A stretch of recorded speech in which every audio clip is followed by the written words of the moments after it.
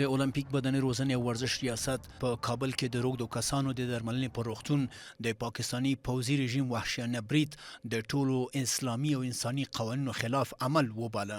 با بسیار جدیت تقدیم میکنم و یک عمل ضد انسانی و ضد بشری تلقیش میکنم. ما از نهادهای محترم حقوق بشری، نهادهای مدافع حقوق بشر خواهشمندیم تا این حمله ضد انسانی ضد بشری را مورد تحقیق و بررسی قرار بده. لدې سره کورنۍ او بهرنیو لوبغاړو او مبصرینو هم کابل کې د روږدو په 2000 بستریز روغتون د پاکستان برید ته غبرګونونه ښودلي دي.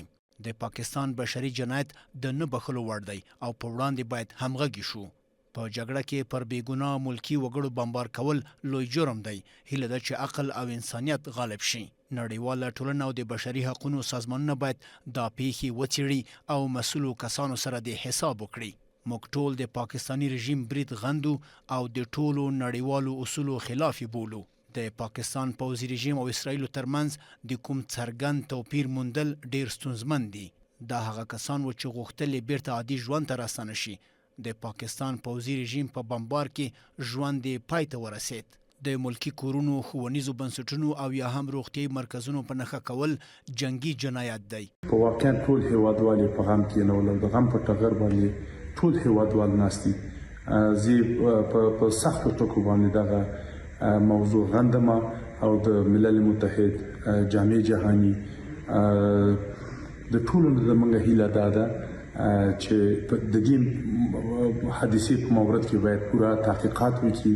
و بر از اونایی پاسخ ماست که این کشوری خاک تجربهش از او کسی که تو را به دنیا آورده زاییده که بادارت از انگلیس تو از او یک بار پرسان کو که تو از بطن از او بیرون شدی در اینجا همسایه ما شدی. پرسان کو که مردم افغانستان، خاک افغانستان در دفاع از کشور و نوامیس خود کدام شهامت را دارد.